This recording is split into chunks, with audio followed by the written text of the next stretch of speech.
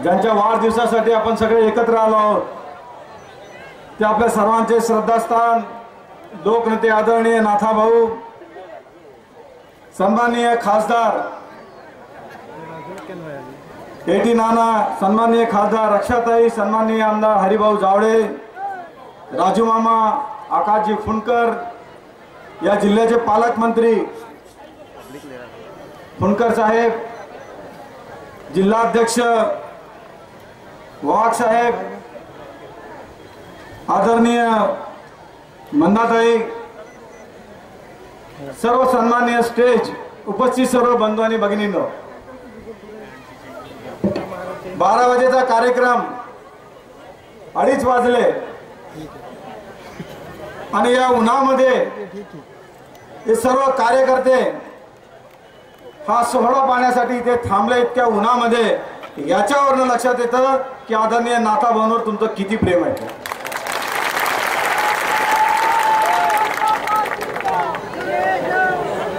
हेच तुमचं प्रेम आहे.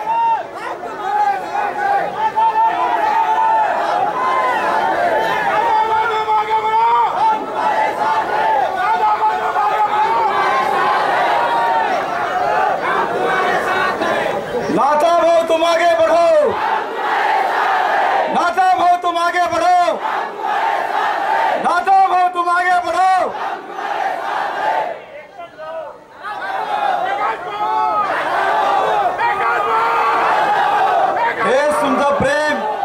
हेच तुमचं प्रेम ज्याच्यातनं नाथाभाऊ अजूनपर्यंत ठामपणे उभे आहे.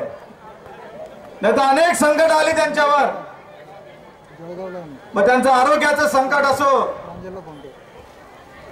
की त्यांच्या पितृशोक असो, त्यांच्या जागी जर एखादी माणूस असता तर कधीच खचला असता.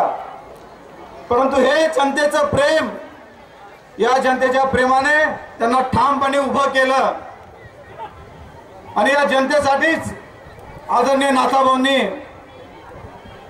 आपल्या आयुष्याची 30-40 वर्ष या पार्टीसोबत काम करून या तालुक्याचा, त्यांचा विधानसभा क्षेत्राचा, या जिल्ह्याचा कायम विकास करण्याचा प्रयत्न केला आहे. अनेक समाज उपयोगी कार्यक्रम आज आपण घेतले. आमच्या जिल्ह्यासाठी नाथाभाऊंनी अनेक योजना राबवल्या, अनेक विकासाची कामं या जिल्ह्यासाठीच नाही तर महाराष्ट्राची त्यांनी केली. मला मागच्या काळातलं माहित नाही, परंतु आताच्या काळामध्ये जेव्हा मी भारतीय जनता पार्टीत आलो, महसूलच्या विभागामध्ये इतके प्रचंड चांगले निर्णय आजपर्यंतच्या इतिहासामध्ये कधी झाले नव्हते जे आदरणीय नाथाभाऊंनी घेतले. सर्वसामान्यांच्या हिताचे निर्णय. आणि एवढं करून सुद्धा आजही त्यांच्याकडे कुठलं मंत्रीपद नाही, काही नाही, परंतु त्यांनी जनतेसाठी केलेलं काम, जनतेसाठी असलेला त्यांचा एक एक क्षण, जो कुठल्याही कार्यकर्त्याने, सामान्य कार्यकर्त्याने केव्हाही रात्री बेरात्री त्यांना फोन करावा आणि रात्री 2 जरी वाजले तरी हा नेता फोन करतो, फोन उचलतो आणि कार्यकर्त्यांचं म्हणणं ऐकतो आणि रात्री 2 वाजेला त्याची मदत करतो. असा हा लोकनेता. आज त्यांचा वाढदिवस. सन्माननीय प्रदेश अध्यक्ष मंत्रिमंडळातील भाऊसाहेब फुंडकर आहेत. साहेब, वाईट वाटतं, आयुष्याची 40 वर्ष, 35-40 वर्ष ज्यांनी या पक्षासाठी घालवली. केवळ काही लोकांनी आरोप केला आणि आमच्या भावना घरी बसावं लागलं. त्यांचं निर्दोषत्व सिद्ध होईल याच्यात आम्हाला शंका नाही, परंतु आमचा जिल्हा मागे खेचला जातो. आमच्या जिल्ह्यावर प्रश्नचिन्ह लागतात, जिल्ह्याचा विकास थांबून जातो. अनेक विकासाच्या योजना, अनेक विकासाची कामं मंजूर केली, परंतु आज ते त्या पदावर नाहीयेत. सगळी विकास कामं थांबलेत, सगळ्या योजना थांबल्यात.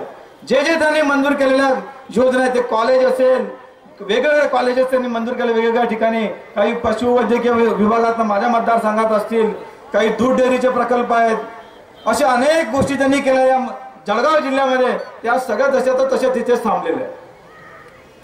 कायम आम्हाला जाणवतं की उत्तर महाराष्ट्रावर नेहमीच अन्याय होत असतो.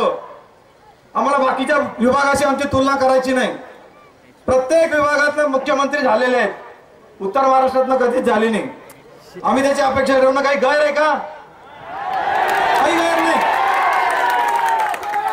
पण मुख्यमंत्री नाही, तुम्ही एक चांगला मंत्रिपद त्यांना दिलं होतं, त्याच्यावर अगदी सचोटीने काम करत होते, ते सक्षमपणे काम करत होते. त्यांच्या कामामध्ये काही खोट असेल तर सांगा तुम्ही.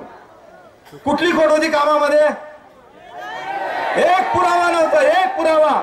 तो माणूस टीव्हीवर ओरडून ओरडून सांगतोय की एक पुरावा द्या, मी मंत्रिपद तर का मी राजकारण सोडून दिले, चॅलेंज देऊन सांगतोय. तरी सुद्धा त्यांना मंत्रिपद सोडावं लागलं. हे आमच्यासाठी खूप दुःखाची गोष्ट आहे. आम्ही त्यांचे कार्यकर्ते आहोत. आम्ही मोठ्या अपेक्षेने भारतीय जनता पार्टीमध्ये प्रवेश केला होता की ही पार्टी सच्च्या कार्यकर्त्यांची पार्टी आहे, सच्च्या लोकांच्या मागे राहणारी पार्टी आहे, शिस्तबद्ध पार्टी आहे. पण केवळ कोणीतरी आरोप कोणी केल्याने, कोणी केले आरोप? ज्या समाजसेविका समजतात स्वतःला, कोणते समाजकार्य केलेले त्यांनी की त्यांचे आरोप तुम्ही ग्राह्य धरले? दुःख याच आहे की ज्यांचं समाजासाठी काहीही कार्य नाही अशा लोकांनी आरोप केले आणि ते आरोप ग्राह्य देऊन त्यांना मंत्रिपद सोडावं लागलं. ही अतिशय चुकीची गोष्ट आहे. आम्ही आमची व्यथा प्रदेश अध्यक्ष साहेब तुमच्याजवळच मांडणार आहे, कारण तुम्हीच आमच्या सगळ्यांचे रक्षक आहात पार्टीमध्ये. ही गोष्ट तुम्ही वरपर्यंत न्या, कोणाला सांगायची ते सांगा, परंतु आमच्या नेत्यावर अन्याय झाला आहे आणि असा अन्याय आम्ही सहन करणार नाही. आम्ही सगळेजण त्यांच्या पाठीशी आहोत, खंबीरपणे पाठीशी आहोत.